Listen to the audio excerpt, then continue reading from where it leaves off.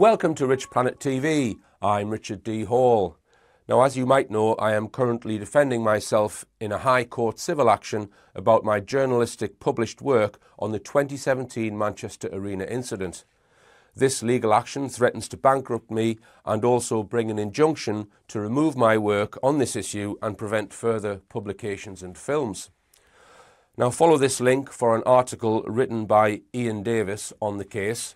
And on the 29th of January, I attended a hearing at the High Court in which the judge was to decide on whether to accept an application by those bringing the claim which would prevent me from presenting most of my evidence at a future trial.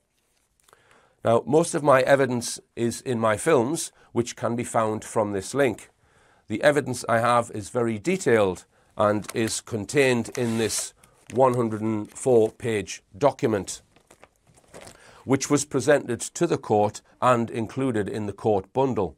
At the hearing, I outlined the evidence which is set out in this document and presented some of it to the judge in the short time available. I will go through the evidence that I presented later in this video. Now, at the end of the hearing, I was expecting a decision, but the judge reserved judgment to a later date, and on the 8th of February gave his ruling in writing, which you can find from this link. He ruled in favour of the claimant's application, therefore has decided to exclude most of my detailed evidence from the trial. Not only did he rule in favour of their application, he also ruled to reject two applications that I made to the court. I applied to have the claimant's medical records from 2017 released so that they could be examined by a surgeon in order to determine whether any injuries occurred on the 22nd of May 2017 and if so, what the likely causation of the injuries was. The application was drafted by a barrister and cost a significant fee to prepare. The application was rejected by the judge. I submitted a second application to have the moving CCTV images released so that it could be proven whether or not the claimants were present at the Manchester Arena on the night in question. Note that no CCTV images or any other images are available or were presented at the public inquiry which show that the claimants were present at the concert that night. The evidence they have used, which purports they were present, consists of a witness statement from the claimant himself saying that he was shown CCTV images of him being there, and a second witness statement from his solicitor saying that he also saw CCTV images of the claimants being there. These alleged images have not been shown to the court, the judge has not seen them, and I have not seen them. This is why I made an application to the court to have the footage released by the public inquiry so it could be proven either way whether they were present. But the judge rejected the application to have the images released.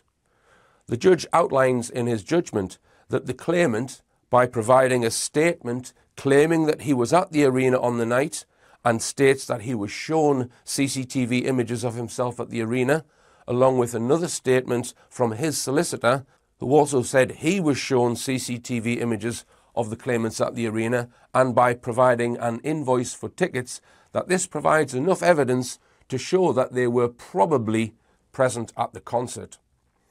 Note that in a civil case, such as this, the evidence only needs to show that something is probable and not beyond reasonable doubt. My position is that if they were at the concert, it is probable that they would be in the CCTV images released by the inquiry showing their arrival at the concert, or they would be in other images showing their presence either from their own phone cameras or in other videos. No image of them at the concert has been seen by the court or is publicly available. My position is that because of this, it is probable that they did not attend the concert. Note that the release of their medical records and the release of the moving CCTV footage would be very simple and not a costly exercise. But for some reason, the judge has ruled not to order either of them to be released. For this and many other reasons, I will be appealing against this decision. Now, so far, when commenting on the issues of this case, I have focused mainly on the evidence of the events of the 2017 Manchester Arena incident itself, and not commented too much on the actual proceedings of the legal arguments. However, one of the two claimants who have brought this claim against me after this ruling was made appeared on GMTV giving his opinions on the case. Note that this is a live legal case at the High Court of Justice, which has not been adjudicated on yet, and GMTV did not contact me for any opinion or statement or interview. They gave the claimant license to give his side of the case on national television, totally unchallenged. They did not bother to mention any of my detailed evidence or challenge him with that evidence. In his interview, he misrepresented my actions to a live national audience. Therefore, I feel it is only fair that I publicly respond in this video in detail to what was said. Now, Martin Hibbert and his daughter Eve suffered life-changing injuries during the Manchester Arena bombing in 2017. But a year later, things took an unexpected turn when a conspiracy theorist claimed that that night's tragic events didn't happen. Martin took him to court seeking damages for these claims and to stop him from making further allegations. We're going to speak to Martin in just a moment.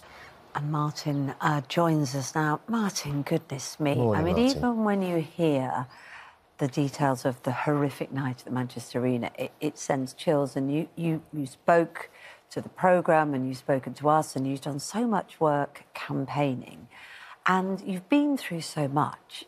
The idea that this could even be possible is devastating. And as that report said there, it was after an interview done on this programme that it has got to tell us what happened.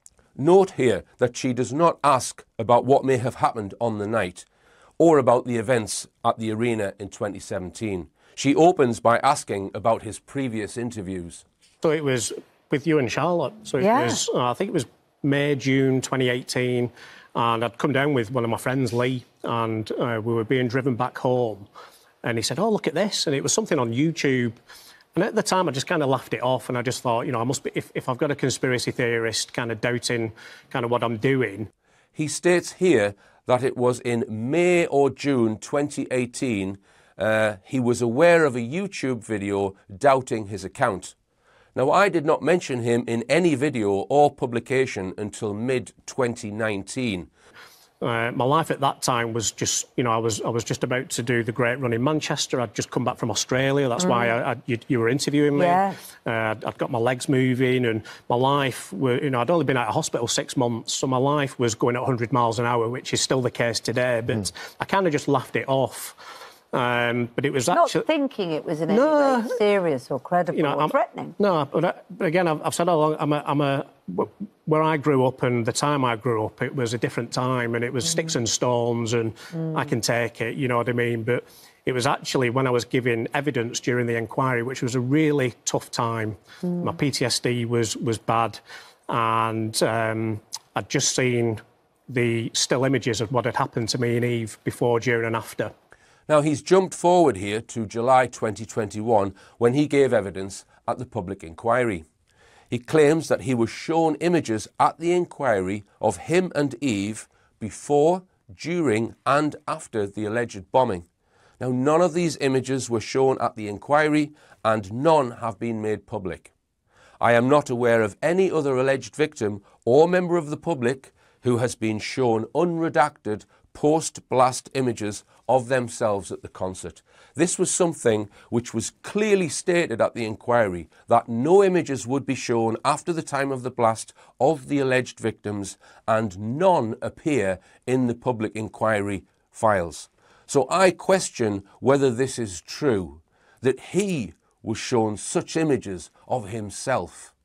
I was there with my best friend Steve, so to see that, and then one of the police officers said, look, we need to go and see Eve and her mum.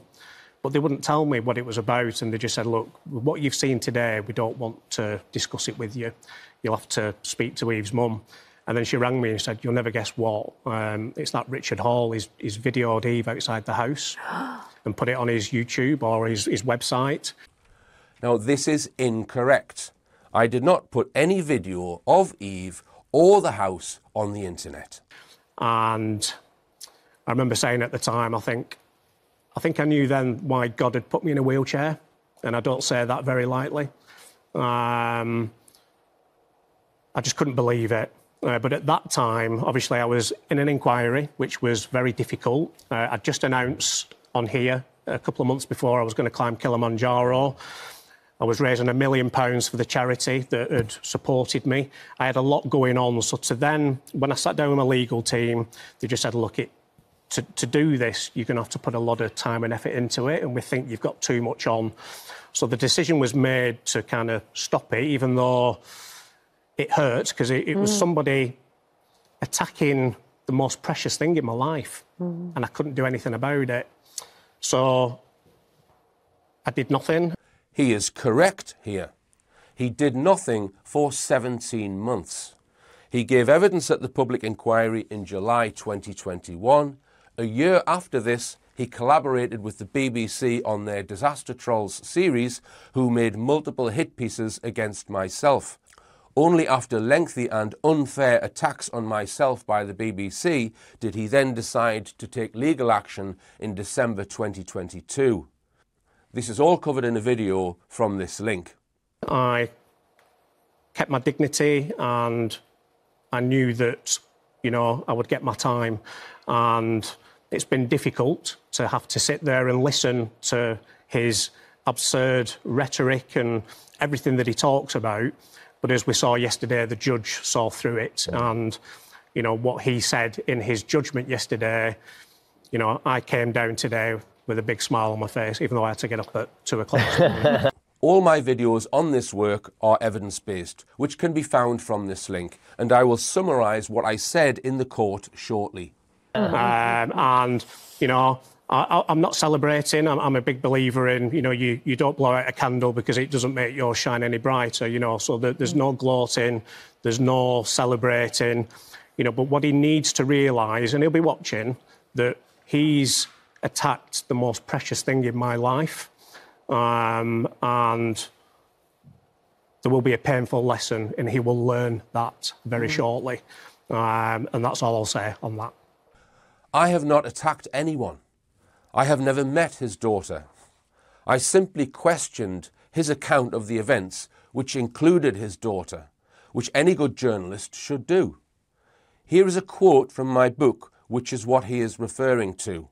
Bear in mind, this was in 2019 when I visited to try and politely speak to his ex-partner. Very little has appeared in the media about Eve Hibbert. I am not aware of any images showing her in a wheelchair. The vast majority of victims have had considerable media coverage, so I wonder why Eve has had none.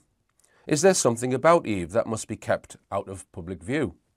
This made me wonder whether Eve was really injured. Eve's mother is Sarah Gilbard, and I located her Facebook page. Interestingly, Sarah has absolutely nothing about the Manchester attack on her page and does not mention Eve or Martin either. Most Manchester victims have copious amounts of Manchester bombing paraphernalia on their Facebook pages. I found out where Eve and her mother live, and in August 2019 decided to visit them. Eve's mother's car was on the drive, and there were windows wide open, indicating that they were home. I knocked 3 or 4 times, but nobody answered the door. I decided to knock on neighbours' doors to ask if they knew anything about the Manchester incident.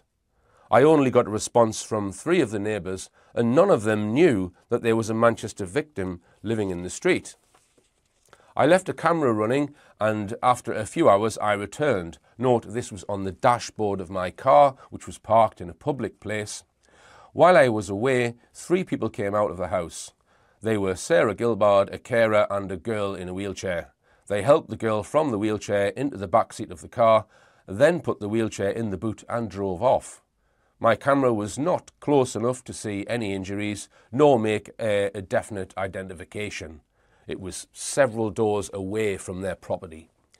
But from this evidence, I suspect Eve Hibbert is in a wheelchair. This was quite frustrating. What is the reason why Eve is being kept so low profile? And why does Sarah Gilbard seemingly not associate herself with the Manchester bombing crowd? So that's what I wrote. Martin, talk us through that process, though, because, of course, you've shared your story with us. Yes. We all know what happened that night. Yes. We've seen news reports. We've spoken to other family members and victims of this. But to have this case being heard in court where you have to go and justify, to prove what you've been through, you had to prove that Eve was your daughter. Yeah, that was the one that hurt the most. And when my legal team had to ring me to ask for that, they knew that that would hurt the most. So you had to send her I had to send her birth certificate to prove that I was her dad. Because they were alleging... OK, let's explain this. I do not accept much of what was written in the initial legal claim against me. The main points of opposition, which it is up to the claimant to show are true, are that 22 were killed, hundreds were injured, the claimants were at the concert, and they were injured as a result of a bomb at the concert. I do not accept any of these 4 claims because I see no evidence which proves any of them to be true. Now, in their legal claim, it stated that they were father and daughter, and my legal advisor asked me if I knew of proof that they were indeed father and daughter. I said no. So he suggested that if we have no proof that they are, we will ask them to prove that part of their claim as well. This is just legal protocol. You can ask for proof of any part of a legal claim being made against you. But this point about being father and daughter has been now agreed by both parties, unlike the 4 main claims I just mentioned. That we weren't related. He thinks that I'm an actor, we're both actors, that we weren't there on the night. I've never said his daughter is an actor. I did point out that it states on the IMDb website that he appeared in an episode of The Bill. This information on IMDb, I have since found out, is incorrect. He wasn't in The Bill, but he is on IMDb. Right. That I've not got a spinal cord injury or that we got our injuries. I think he thinks that we're in a car crash or something like that. I've never said that they do not have injuries. In my film, which covers the injuries, which you can find here, I state clearly that I have no evidence that they were in a car crash, and I did not make that claim. I made a hypothesis about a car accident, which was based on all the available evidence. But when I was in the High Court last week with my friend had to grab my arm because I was shaking, because I had to listen to him for an hour and a half, you know, talk the drivel. I did not speak for an hour and a half. I spoke for about 45 minutes. I will give details of that later. If I spoke for an hour and a half, surely the presenters of GMTV should have thought to ask, or at least find out, what the nature of my arguments were. And it's not just about me. I know a lot of the deceased families, you know, so to say that, you know, their children, their husbands, their wives, their sons, their daughters are alive and are living abroad, I can't let it happen, and I won't let it happen. So I'm not just doing this for me. I'm doing this for Eve, firstly. No one messes with my daughter. So there's that, and he'll understand that. You know, I don't take prisoners, and he's gonna feel the full force of that. And I hope he's watching, because I've not spoke about it. This is the first time that I've spoke about it. Now, this is not the first time he has spoken about it to the media, as he claims. Here is an article from the Manchester Evening News from the 1st of November 2022, in which he is quoted. "I have known about this guy for about 4 years. I think he has taken a liking to me when I have been on the TV," Martin said. He says things like, "I'm not disabled," and that I wasn't actually in the attack. "I didn't take him seriously until last year when police said they were going to see Eve and they asked me if I knew a man called Richard Hall. I didn't know his name at that time. He had posted a video saying he had set up cameras outside her house. That's when I took it a bit seriously. I wondered how far he was willing to go to back up his story." You can probably tell I get emotional, but, you know, he's gonna learn a very painful lesson, and I won't take prisoners, and he's got to be ready for that. We need to be careful with what you're suggesting. I mean, obviously, you're talking about sort of legal recourse Yes. with regards to what he's put you through. Yes. So what are your plans for that? So obviously this is the first judgment. So I'm going to be getting together with my legal team now, and we'll have another hearing, and then there'll be a trial. But obviously the judgment yesterday, stops him from being able to use it as a platform to talk about his conspiracy theories about. Well, it stops me from presenting 104 pages of detailed evidence to defend myself and show to the court why my opinions are honestly held. The arena attack was a government conspiracy, that nobody died, that it was a training exercise. It literally now focuses on why we're suing him, which was misuse of private information, harassment and data protection breaches. So it literally concentrates it on that now. So that's what we're going to be going forward with now. And we're just waiting for dates and things like that. So we're just waiting for diaries and things like that. And I know you've spoken to Andy Burnham, yes, the Mayor of Manchester, to talk actually on a broader terms about potentially a law to change the reality of this for people. Note that Andy Burnham was appointed Mayor of Manchester on the 5th of May 2017, just 17 days before the incident, and I think that might be significant. Andy Burnham also posted a tweet saying that he thinks that I should be given a prison sentence. Yeah, so I spoke with Andy when probably a couple of years ago about it, and I've also spoke to my legal team as well, so they're going to help. So we said about, if we are successful, then if we can make it a criminal offence for, people that are in terrorist attacks, or because it's not just focused on me. It's like the Westminster Bridge attacks, yes, the Madeleine McCann cases. He does it on everything. He does it with everything. Does what with everything? Investigates incidents by examining evidence and reports on what he finds, like any good journalist should do. If you want to watch the Madeleine McCann investigative series, you can find them from this link. So to make it a criminal offence to turn up at somebody's house uninvited, to video them, to put cameras outside the house in the garden. I did not put a camera in anyone's garden. I put a camera inside my own vehicle, which was parked in a public place. The video that I showed of a camera in a garden was at my mother's house, which I was testing out to see if it would be of any use. He wants to make it a criminal offence to knock on someone's door. To make that a criminal offence, it'll be tough to, as we've seen, I know Figan Murray very well, and obviously she's fighting to get Martin's Law, yeah. So I know what it takes to even get to where she is today. But you know me now that when I get something in my head, I see it through to the end. So hopefully we will do that, and hopefully if I can have Andy's backing and my barristers and the legal team, then hopefully it'll make a huge difference, so others don't have to go through what we've been through. Well, it's awful that you've had to go through it. You have such a spirit. How are you doing, and how's your daughter doing? Yeah, I'm doing well. Eve had a bit of a rough year last year, so again, I never get to talk about it, and that's something that he said, that because we don't talk about Eve in the media and we don't put her in social media, we're trying to hide something. We're not. She's got enough to deal with.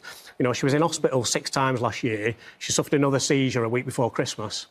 You know what I mean? So unless you're close to me, like a lot of my friends and family, you don't see that. Sure. We don't. It's not something you put on Instagram to protect her, not to hide something. But he thinks that we're trying to hide something, or that we're lying about something. We're not. She's got enough to deal with on a daily basis without having to deal with this. So it's more of a protection. Now, after I received notification that a claim was being made against me in December 2022, I requested that they send me medical evidence records from 2017 to prove whether they were injured in a bomb blast. I have repeatedly requested this evidence since then, and to date, no medical records confirming the time and place of the injuries have been produced. So one could say that medical records are being withheld from the court in this case. This could mean that they are trying to hide something. How can we know if something is being hidden unless the evidence is produced? If there is nothing to hide, why were the medical records not produced before the claim was submitted? Of course, we can understand that. Martin, thank you for coming in. Thanks for inviting me. You will be back, I hope, and we can talk further. For the trial. Yeah, absolutely. Well, thank you for joining us this morning, and continued sort of recovery to you and Eve as well. Thank you. Yeah, Thank wonderful. you. OK, I am going to go through some of what I said at the hearing. A transcript has been requested, but I will reproduce an outline of what was said from my notes. I started by thanking the judge for moving the hearing to a courtroom because many of my supporters were in attendance, despite the fact that half of them had to leave because the courtroom didn't have enough seats. Now, the claimant's evidence consisted merely of written documents, they being a statement from Manchester Police, an invoice for tickets, a medical report written 3 years after the incident, and a short-form medical report from the second claimant's GP, which did not say what the causation of the injury was. None of their evidence was first-hand tangible evidence derived from the time and place of the event, such as CCTV evidence or images or photographs of the claimant's injuries taken on the night. Their own skeleton argument showed that they have no evidence which can prove that they were present at the concert. Therefore, in my opinion, they have not provided proof of their claim. My evidence, which I outlined, consisted of CCTV, photographs, video and police radio communications, all recorded on the night in question inside the room where the blast occurred. Now, before the hearing took place, I asked if I could show video in the court. Although this was not allowed, the judge kindly asked me to provide the video clips to him to view before the hearing. I showed the clip of Ruth Morell, an alleged victim who explained to the Queen that she had a nut or a bolt travel all the way through her leg, 15 centimetres. We see a picture of her injury which appeared on the ITV News website in this image. I explained that she is featured in a video filmed by John Barr, a high-definition mobile phone video filmed about 4 minutes after the blast. I explained that the public inquiry did not examine this video, which was shot at ground level and contains far more detail than the low-definition CCTV images. The inquiry did not interview John Barr. However, I interviewed him and ascertained that he filmed it about 4 minutes after the blast. In the video, we see Ruth Morell walking without impairment in high heels, placing her full weight on each foot. This would be impossible if she had received the injury that was claimed. There is nothing in this video to suggest she has any injury. I explained that this is the only close-up view of any injury within the city room and it appears to be completely fake.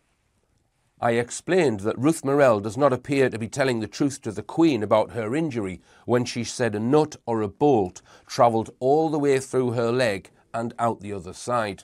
And what happened to you? I had one of the wounds as well, shrapnel wounds, so I think it's like nuts and bolts that everybody's seems to be having. Absolutely dreadful. Mine's gone through 15 centimetres out the other side, so I'm due surgery later on this afternoon.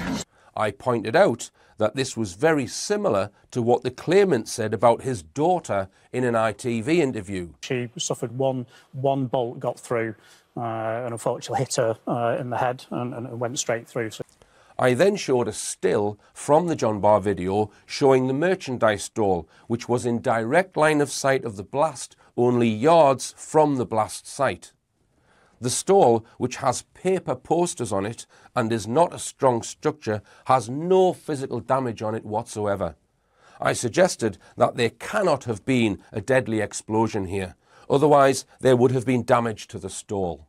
The people lying on the ground, I strongly believe, are participants who have agreed to take part in a drill or a mock event. I showed these before and after images of the blast location, indicating that no building damage was caused and there was no blood on the floor, and this image showing that no windows were shattered. I explained that the first trained people to attend the scene were the arena medical staff. 10 of them entered the city room and treated 22 dying and 38 seriously injured people who were all bleeding profusely. I showed this picture of the medical staff, which was taken just after they had finished treating the 60 bleeding patients. No blood can be seen on their person. I explained that the CCTV evidence released by the inquiry was buried inside 4,100 PDF documents, and I spent months extracting all the images, 806 in total, and developed a viewing app which can be viewed on a mobile phone or a computer, allowing the viewer to watch the images in time order, which gives a much better feel for what happened over the entire event.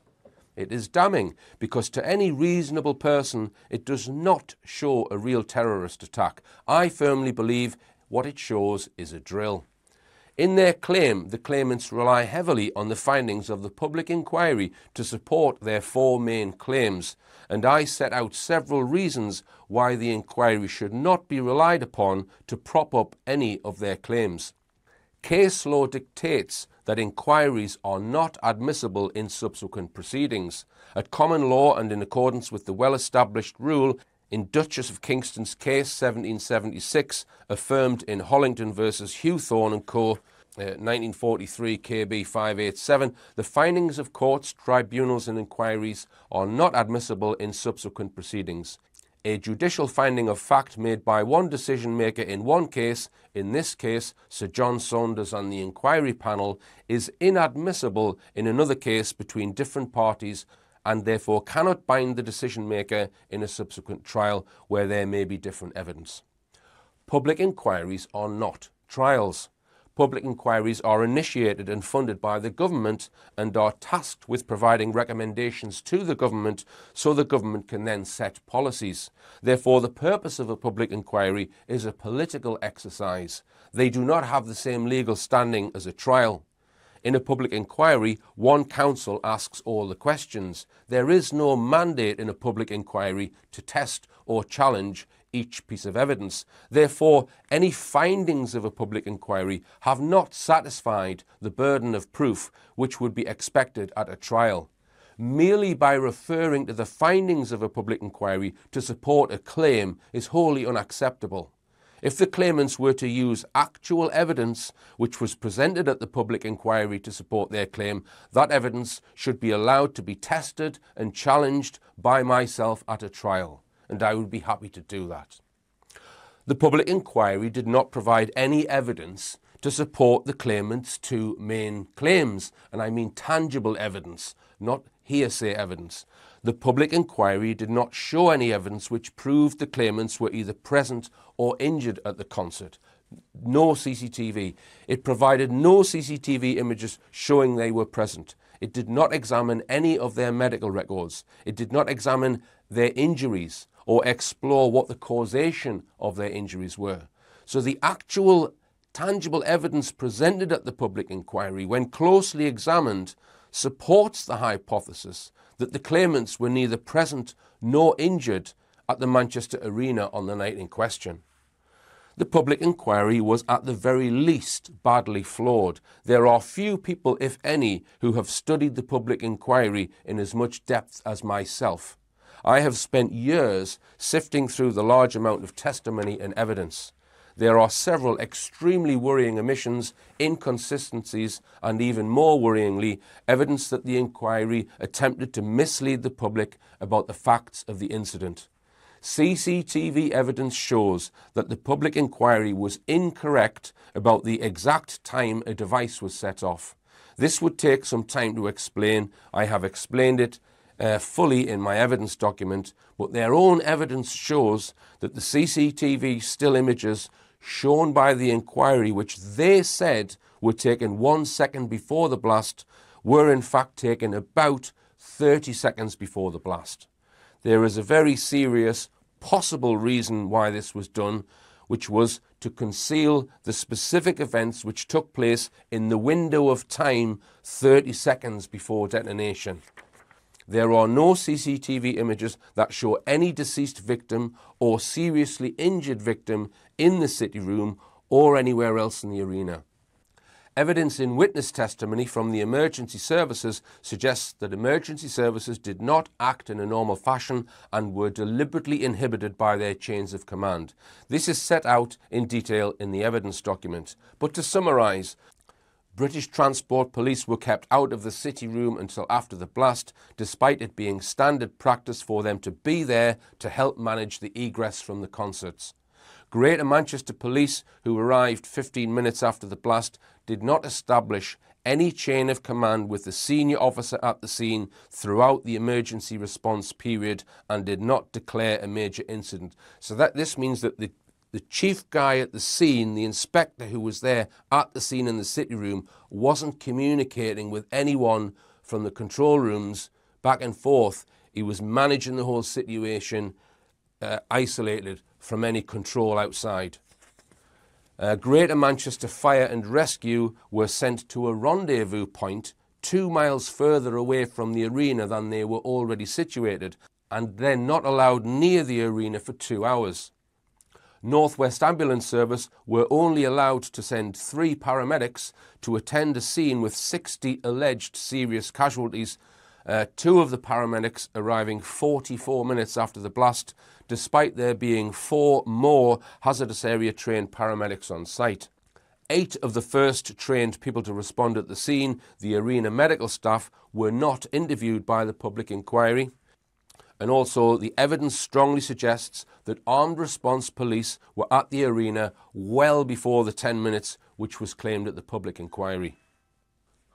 The following paramedics in their statements specifically stated that they did not treat anyone or it was not their role to treat anyone. These were Paddy Ennis, Dan Smith, Christopher Hargreaves, Joanne Hedges, Dr. Edward Tunn and Helen Mottram.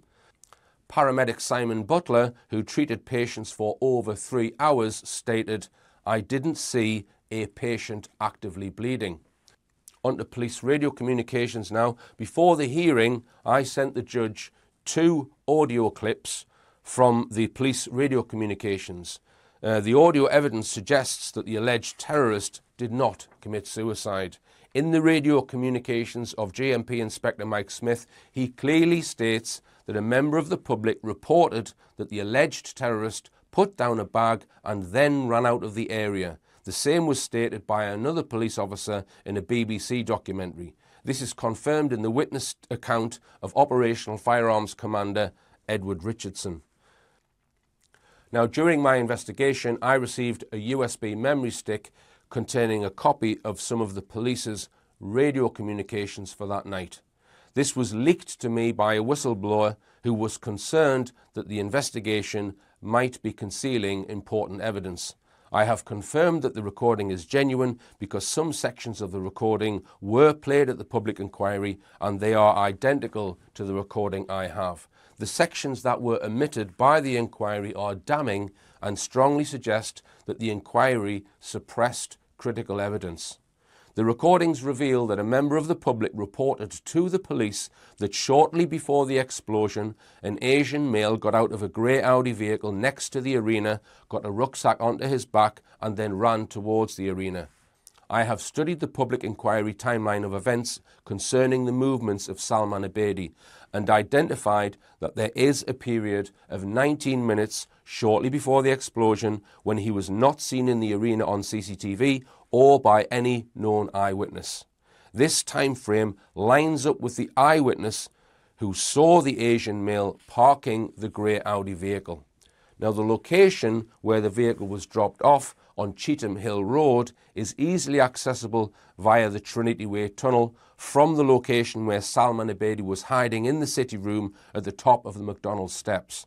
It is likely that the witness who telephoned the police saw Salman Abedi parking a getaway vehicle in readiness to escape after planting the device. After this sighting of an Asian male with rucksack running towards the arena was reported, the police put his vehicle under observation. They locked down a hotel on Cheetham Hill Road and closed Cheetham Hill Road. They were highly concerned about the vehicle. None of these details were properly discussed or examined at the inquiry, and the radio communications of these events on this channel were not listened to or presented by the inquiry. The vehicle was eventually driven off after having been observed for about an hour. It was then pursued by police and the driver stopped at gunpoint by firearms officers. The inquiry did not reveal the name of the driver or delve into the events leading up to the apprehending of the suspect. It was quickly glossed over. I highly suspect it was Salman Abedi in the grey Audi vehicle that was apprehended. But even if it was not Abedi, the inquiry should have explored these events as they clearly took up a considerable amount of police resources over an hour-long period following the explosion. In my opinion, this was clear obfuscation by the inquiry and suggests that some of those at the inquiry were covering up critical evidence which may have been able to prove that the alleged terrorist fled the scene. Now, in addition to the John Barr video I mentioned earlier, which was not looked at by the public inquiry, another witness took video images of the concourse area, Nick Bickerstaff. Again, he did not give evidence at the inquiry. His footage was clearly filmed before the time of the explosion because we see a video feed of the live concert on a screen behind his head. The concert had finished when the explosion occurred. Yet he speaks about seeing bodies being bashed into bits.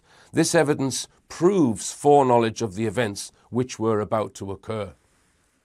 Now, in Sir John Sanders' summing up of the case, when referring to what he saw of the aftermath, he only referred to CCTV and body-worn camera images when asserting that there was no doubt of serious injury and death. No reference was made to crime scene photographs.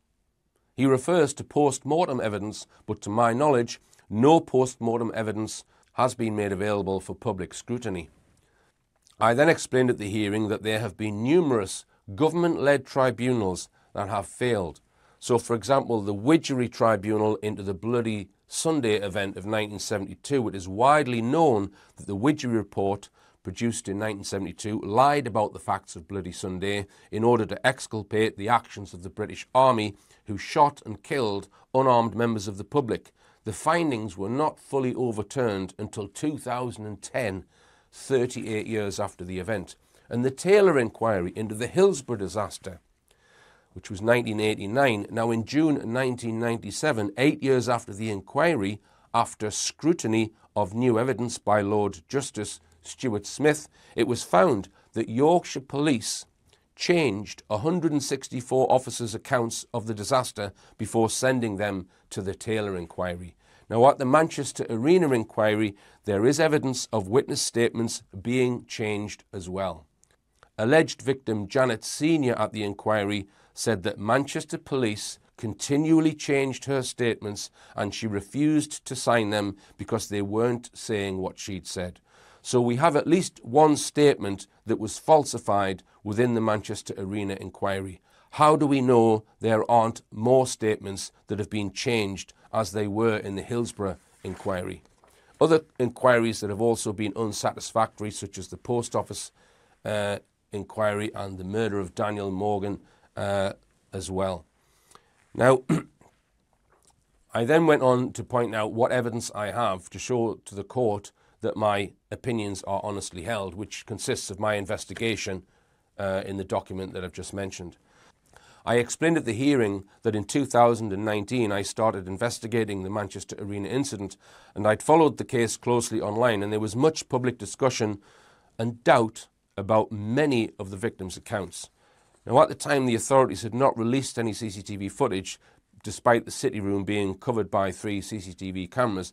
So in order to shed light on the veracity of the witnesses, I employed a statement analyst to examine and report on 30 witness statements who were present in the city room. 30 first-hand witness statements were analysed, and the analyst that I employed was a student of the world-renowned statement analyst Peter Hyatt and had completed a number of courses on the subject. Now, the analysis seeks to determine by examining the speaker's choice of words whether they are truthful or deceptive in their account, and such techniques are routinely used by police forces all over the world.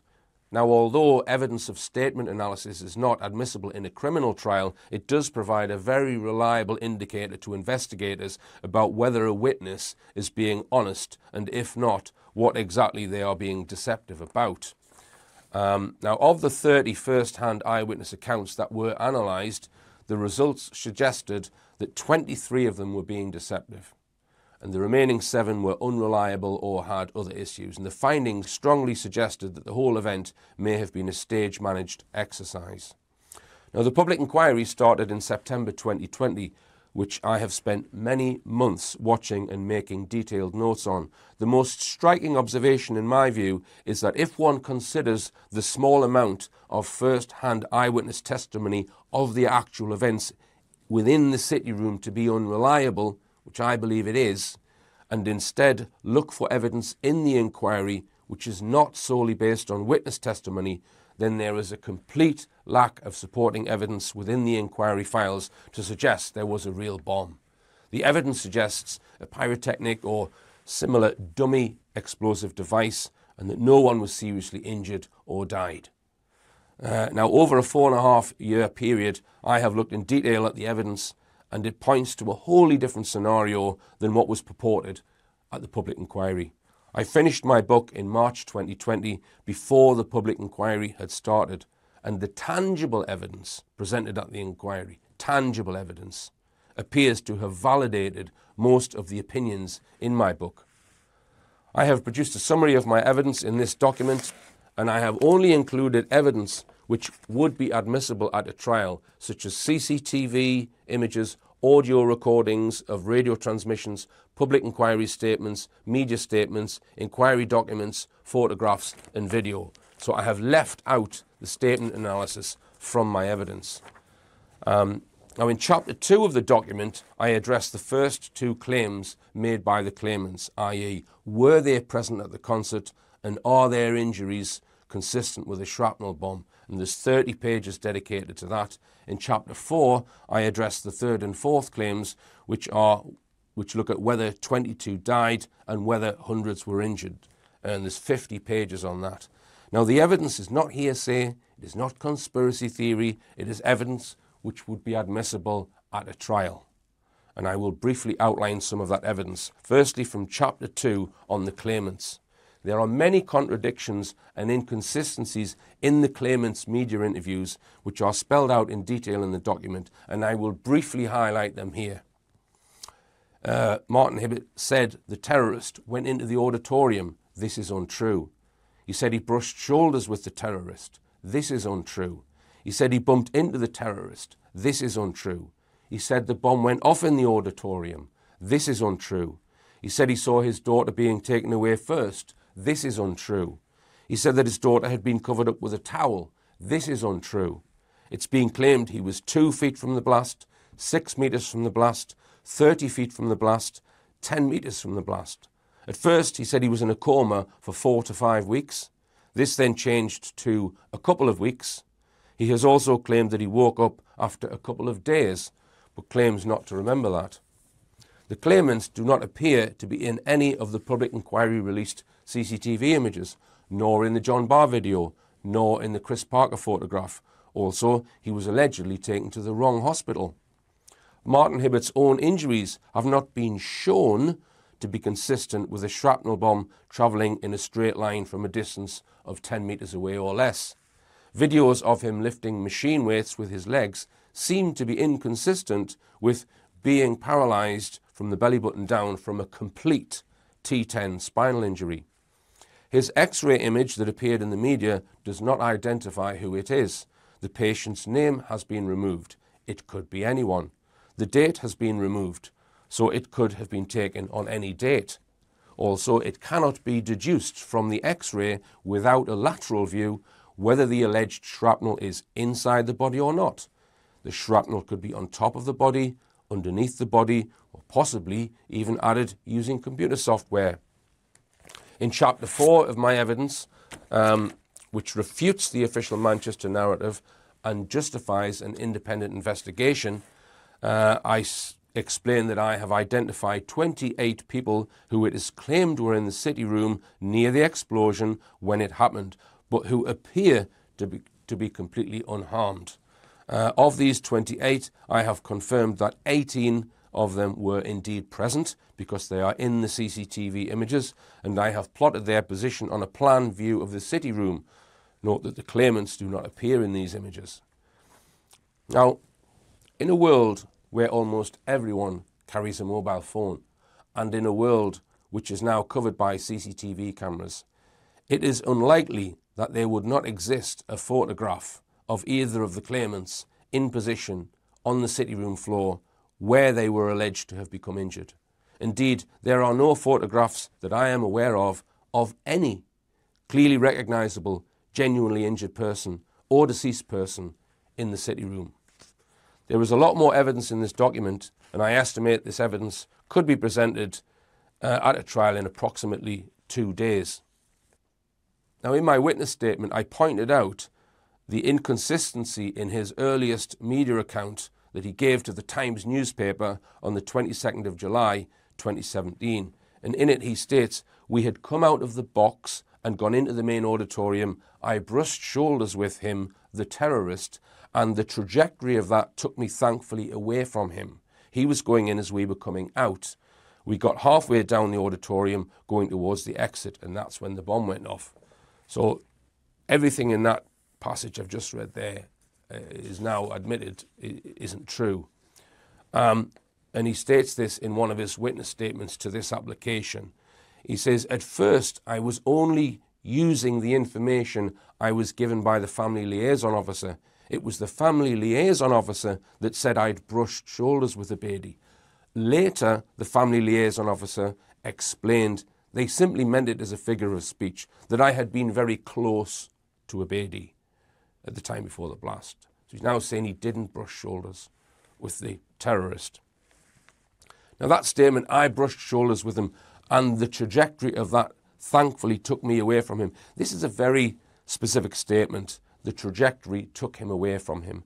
So how can we rely on what people have seen in the CCTV images if they're saying something completely different to what they said first?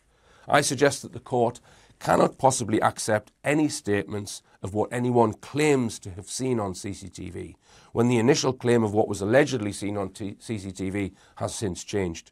It is essential that the court and myself view the actual footage. This is what I said. Moreover, I very much doubt that the investigation team within 2 months of the event would have allowed a family liaison officer to view any of the CCTV evidence. In paragraph 19, the claimant states, "However, once I was shown the photographs post-detonation, I realised the arm was actually still attached to Marcin Kliss, who was sadly killed in the blast." Now, this alleged photographic evidence was not shown during the public inquiry. I am not aware of any alleged victim or any other member of the public being permitted to view unredacted CCTV photographs taken after the blast. I have not been able to see this alleged evidence, and I submitted to the court that the court should see it. In paragraph 22, the claimant states, "I confirm, as I discussed at the inquiry, there are photographs contained in my sequence of events as put together by Greater Manchester Police which confirm I was there." Again, I have not been able to see this alleged evidence. The court has not been able to see it, and I believe the court should be able to see it. In particular, there is a photograph timed at 20:03 which shows Eve and me entering the city room, and a photograph at 22:30:53 which shows us re-entering the city room at the concert just before the explosion. Again, we haven't seen those images. So I explained to the court that we need to see all moving footage of the video from which these photographs were produced, which show the movements of the claimants where they say they were seen, if it exists. The claimants also provided a statement from a Terry Wilcox, their own solicitor, who also claims to have seen the photographs, but has not provided any. And I said that all of this is mere protestation of what they claim to have seen. And I stated that it would be unreasonable for the court to accept this as proof that the claimants were present. Now, I then went on to explain about my concerns about the claim itself. What I said was that why would somebody bring a claim if they weren't there? It seems ridiculous that someone would bring a claim. So I explained my opinions on that. From the very start of this legal action, I have had grave concerns about the motivation for the claim and indeed about whether the claimants are the real instigators of the claim. July 2021 is when the claimant became fully aware of my published work because he was informed about it at the public inquiry, July 21. He did not attempt to contact me at all until the 22nd of December 2022. So if he was seriously concerned about the claims I had made about him in my book and films, it took him 17 months before taking any action. So I suggest we have an issue here about the time between being made fully aware of my work and taking any action. And I can suggest a reason for this delay, which involves the BBC. On the 10th of August 22, which is over a year after the claimant became fully aware of my work, I received correspondence from a BBC Panorama journalist asking me to take part in various programmes about my work. In one of these programmes, BBC podcast on the 5th of March 23, Mariana Spring, who was employed by the BBC, states that she first met with one of the victims of the Manchester incident back in the summer of 2022. This lines up with when the BBC first contacted myself in relation to the Manchester incident on the 10th of August 2022. Now we can infer from this that the BBC first approached the claimant in the summer of 2022, which is a year after he was made fully aware of my work.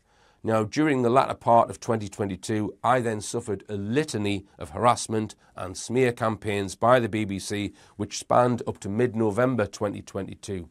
They sent me a barrage of 11 emails in which I made it clear I did not want to appear on any BBC programme. They sent a letter making false allegations. They harassed me at my market stall with a film crew after being specifically told not to contact me. They then contacted the local council, who subsequently closed down my market stall, which was selling perfectly legal merchandise. They contacted YouTube and were instrumental in shutting down my YouTube channel, even though it did not contain any material about the Manchester incident. They then aired a BBC Panorama programme, followed by 11 Radio 4 programmes, and wrote articles in which I was the main target of their propaganda. The claimant took part in some of these programmes and articles. Only after this lengthy and unfair trial by media, in which the claimant collaborated with the BBC, did the claimants then, on the 22nd of December, decide to send a letter before claim and take action. This was 17 months after being fully aware of my work. Incredibly, I was first informed that a claim had been submitted to the court, not by the claimant's solicitors, not by the court, but by the BBC. The BBC informed me that a claim had been submitted against me 5 weeks before I was formally informed by the court or the claimants. Why would the claimants tell the BBC that they had submitted a claim to the court 5 weeks before informing me, the defendant? I think a reasonable person would suspect that the claimants may have been influenced by the BBC or even some other party to take legal action against me, and therefore the claimant may not be the true instigator of the claim. Now, on the 31st of October 2022, in a BBC Radio 4 programme, after being invited by the BBC to talk, the claimant stated, again, me being me, I just laugh it off. On the 5th of March 23, he said, I suppose I'm old school, sticks and stones, I can take it. And this has never been about money. So I have 4 areas of concern which suggest the claim may be disingenuous. Statements which have been made suggesting I have not caused anxiety and distress. Statements which suggest the claimants are not doing this for financial gain. The complete failure to make any claim for 17 months after finding out about my work, and the possible influence of a powerful organisation, the BBC, who clearly, by their own programmes and own statements, were and still are trying to shut my work down, which is exactly what the claim is seeking to do. So in the court, I then gave this summary. We are in a situation where the claimants have not produced the evidence requested by me to establish that their claims are true, yet at the same time, they are applying to have my evidence excluded from a trial, which I believe shows that their claims may not be true. The court must examine my evidence in order to establish that, firstly, my opinions are honestly held, and secondly, that my opinions may be true. How could a court know whether my opinions are honestly held or are true without allowing all the relevant evidence to be heard? My book has had 55 ratings on Amazon, with 96% of people giving it a 5-star review and the remaining 4% giving it a 4-star review. Having looked at the evidence presented in my book, these people all appear to share my honest opinion. The internationally respected university, King's College London, just a 16-minute tube journey from the court, carried out a survey in October 2022, sampling the opinions of 4,500 people in the UK. It found that 28% of the adult population believe the real truth about the Manchester attack is being kept from the public.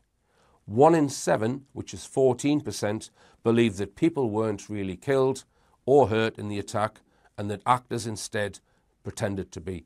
This means that probably up to 7 million people aged over 18 in the UK probably believe that people were not killed or hurt in the Manchester incident. 7 million people.